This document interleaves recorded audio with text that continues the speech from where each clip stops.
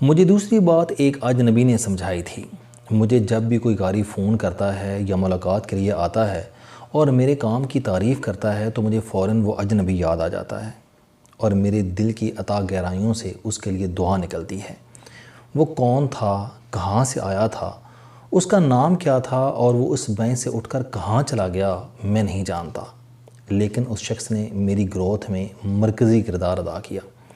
یہ 1993 کی بات تھی۔ میں ایک نالائق، سست، ناکام اور مایوس شخص تھا۔ میرے سامنے کوئی راستہ نہیں تھا اور میری زندگی کی کوئی منزل نہیں تھی۔ میرے ذہن، میرے دماغ میں ہر وقت آندیاں چلتی رہتی تھیں اور میں ڈپریشن کی شدت میں آوارہ پتے کی طرح سڑکوں پر مارا پھرتا تھا۔ میں ایک دن شدید ڈپریشن میں لاہور کے باغ جناح میں چلا گیا اور چپ چاپ ایک بینچ پر بیٹھ گیا۔ میرا سر میرے سینے پر گرا ہوا تھا اور میں بازو ٹانگوں پر رکھ کر آگے جھکا ہوا تھا۔ میں پچھلے کئی گھنٹوں سے اس پوزیشن میں گھاس کے تنکے گن رہا تھا۔ مجھے اچانک کسی کے آنے اور بینچ پر بیٹھنے کا احساس ہوا۔ میں نے سر اٹھا کر دائیں جانب دیکھا تو وہ شخص مجھ سے 2 فٹ کے فاصلے پر بیٹھا تھا۔ اس نے شہد سے بھری آنکھوں سے میری طرف دیکھا اور مسکرا کر بولا، بیٹا جی، کیا میں آپ کے ساتھ بات کر سکتا ہوں؟ میری آنکھوں میں آنسو آ گئے اور میں نے ہاں میں گردن ہلا دی۔ وہ نرم آواز میں بولا، میں پچھلے 2 گھنٹوں سے آپ کو دیکھ رہا ہوں، آپ مجھے پریشان دکھائی دے رہے ہیں، آپ خیریت سے ہیں؟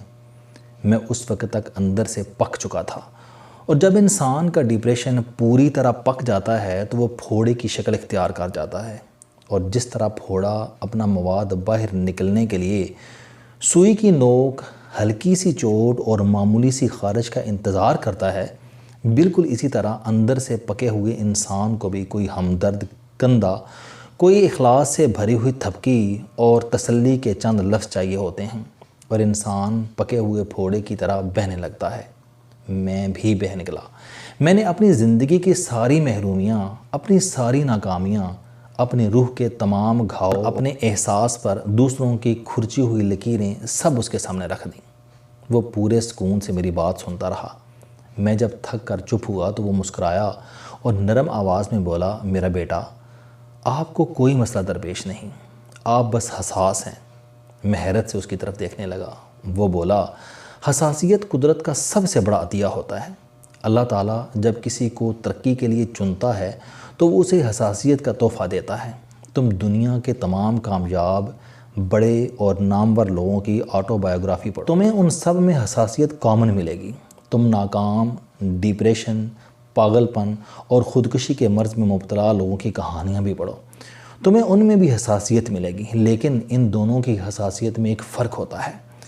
کامیاب لوگ اپنی حساسیت کو اپنی طاقت بنا لیتے ہیں، جبکہ ناکام، پاگل اور ڈپریسڈ لوگ اسے اپنی قوت نہیں بنا پاتے۔ لہٰذا یہ ناکامی، بدنصیبی اور پاگل پن کی عبرتناک مثال بن جاتے ہیں، اور دوسرے لوگ شہرت کی اس چوٹی پر پہنچ جاتے ہیں جہاں لوگ انہیں حسرت سے دیکھتے ہیں اور ان جیسا بننے کی دعا کرتے ہیں۔ تم کامیابی اور ناکامی کے درمیان کھڑے ہو۔ تم آج اپنی اس حساسیت کو اپنی طاقت بنا لو، یقین کرو 10 سال بعد پورا ملک تمہارے نام سے واقف ہوگا، اور تم آج اس حساسیت کو آگ کی شکل دے دو، تم 1 سال میں اس کی تپش میں تحلیل ہو جاؤ گے۔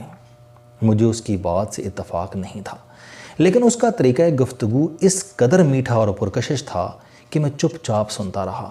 وہ بولا، میں تمہیں حساسیت کو طاقت بنانے کا گر سکھاتا ہوں۔ تم اگر اس پر ابھی سے عمل شروع کر دو تو میں تمہیں گارنٹی دیتا ہوں کہ تم 1-2 برسوں میں اس ٹریک پر آ جاؤ گے جس کے آخر میں شہرت، عزت، دولت اور سکون کے انبار لگے ہیں۔ میں نے حیرت سے پوچھا، وہ کیا گر ہے؟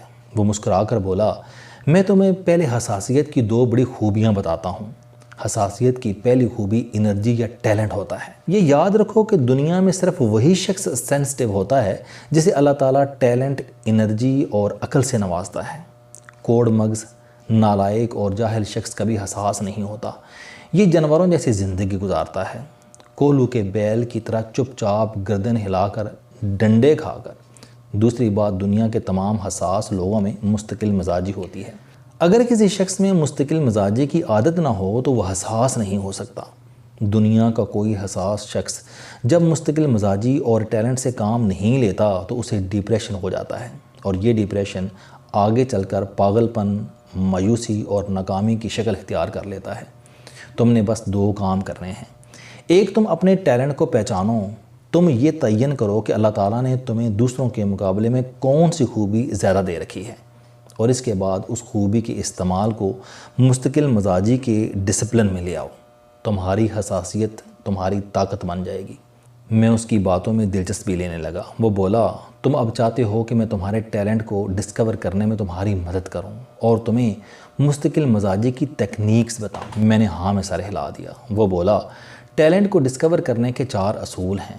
وہ کام جسے کرتے ہوئے آپ تھکتے نہیں ہیں، وہ کام جسے کرتے ہوئے آپ کو وقت کا احساس نہیں ہوتا، وہ کام جسے مکمل کرنے کے بعد آپ کو بے تحاشا تسکین ہوتی ہے، اور وہ کام جس کی دوسرے لوگ فوراً گواہی دیتے ہیں۔ میں فوراً بولا، مجھے لکھنے پڑھنے میں بہت مزہ آتا ہے۔ اس نے کہہ لگایا اور بولا، اس کا مطلب ہے کہ تم میں لکھاری بننے کی خوبی ہے۔ تم کرتے کیا ہو؟ میں نے عرض کیا کہ میں اخبار میں چھوٹا سا ملازم ہوں۔ وہ بولا، یہ بتاؤ کہ اخبار کے کامیاب ترین لوگ کون ہوتے ہیں؟ میں نے جواب دیا، ایڈیٹر اور کالم نگار۔ وہ بولا، تم اب ان دونوں میں سے کسی ایک پوزیشن کو اپنی زندگی کا مقصد بنا لو۔ بتاؤ، تم ایڈیٹر بننا چاہتے ہو یا کالم نگار؟ میں نے ایک لمحے سوچا اور جواب دیا، کالم نگار۔ اس نے خوش دلی سے کہا، گڈ۔ تم اب بتاؤ کہ اچھا کالم نگار بننے کے لیے انسان کو کیا کرنا چاہیے؟ میں نے جواب دیا، مطالعہ، مشاہدہ اور لکھنے کی پریکٹس۔ اس نے کہہ لگایا اور بولا، تم اب ان 3 چیزوں کو مستقل مزاجی کے ڈسپلن میں لے آؤ۔ تم آج سے روزانہ 1 صفحہ ضرور پڑھو گے۔ تم آج سے دنیا کی ہر چیز کا کالم نگاری کی نظر سے مشاہدہ کرو گے۔ تم چائے کا کپ بھی یہ سمجھ کر پکڑو گے کہ اگر تمہیں اس پر کالم لکھنا پڑ جائے تو تم وہ کالم کس طرح شروع کرو گے اور کس نقطے پر پہنچ کر ختم کرو گے، اور تم آج سے روزانہ 1 صفحہ ضرور لکھو گے۔ میں نے پہلو بدل کر پوچھا، لیکن اس سے کیا ہوگا؟ وہ بولا کہ روزانہ صفحہ پڑھنے، 1 صفحہ لکھنے اور 10، 15، 20 چیزوں کے مشاہدے کا مطلب ہوگا کہ سال میں 365 صفحات کا مطالعہ، 365 صفحات لکھنے کی پریکٹس اور 4، 4.5 ہزار چیزوں کا کالم نگاروں کی نظر سے مشاہدہ۔ یہ سب چیزیں جب تمہاری مستقل مزاجی کا حصہ بن جائیں گی تو یہ تمہیں 1 سال میں کالم نگار بنا دیں گی۔ وہ رکا، اس نے اپنے گھٹنوں پر ہاتھ رکھا اور بولا، میرے بیٹے، میں اب آپ کو آخری کام کی بات بتانے لگا ہوں۔ انسان اگر 5 اچھی چیزوں کو اپنی روزانہ روٹین کا حصہ بنا لے تو دنیا کی کوئی طاقت اسے کامیاب ہونے سے نہیں روک سکتی۔ میں نے حیرت سے پوچھا کہ وہ 5 چیزیں کون سی ہیں؟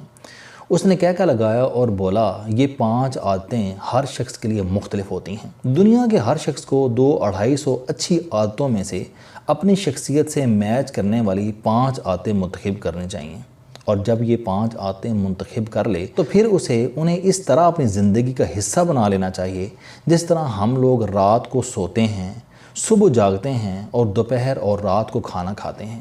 ہم 5 عادتیں تلاش کر کے انہیں اپنی روٹین بنا لیں تو قدرت ہم پر کامیابی کے دروازے کھول دیتی ہے۔ تم بھی کوئی سی 5 اچھی عادتیں اپنا لو اور پھر مذہب کی طرح ان پر عمل کرو۔ تم 1 سال بعد دنیا کے کسی شخص کو ڈپریس دکھائی نہیں دو گے۔ وہ شخص اس کے ساتھ ہی اٹھا، مجھ سے ہاتھ ملایا اور میری زندگی سے خارج ہو گیا، لیکن اس کے چھوڑے ہوئے نقش آج تک میری ذات کا حصہ ہیں۔ میں جب بھی کوئی مثبت عادت اپناتا ہوں، مجھے کوئی چیز، کوئی خوبی اچھی لگتی ہے تو میں اسے اپنی روٹین کا حصہ بنا لیتا ہوں، اور اللہ تعالیٰ میرے لیے مقدر کے بند دروازے کھول دیتا ہے۔ میں روز اس اجنبی کا شکریہ بھی ادا کرتا ہوں اور اس کو دعائیں بھی دیتا ہوں۔ السلام علیکم۔ آپ سٹوڈنٹ ہیں، کوئی جاب کرتے ہیں، کاروبار کرتے ہیں، یا پھر آپ گھریلو زندگی گزار رہے ہیں۔ اگر آپ اپنی زندگی کو بدلنا چاہتے ہیں تو اس چینل علم دوستی پر آپ زندگی میں کامیابی کے لیے جاوید چوہری صاحب کے موٹیویشنل، سوشل، سیلف ڈسکوری سے ریلیٹڈ اور صحت سے متعلق بے شمار کالم سن سکتے ہیں۔ میرا دعویٰ ہے کہ یہ چینل آپ کی زندگی بدل دے گا۔ اس چینل کا مقصد اچھی باتیں معاشرے میں پھیلانا ہے، اور اچھی بات کو دوسروں تک پہنچانا صدقہ جاریہ ہے۔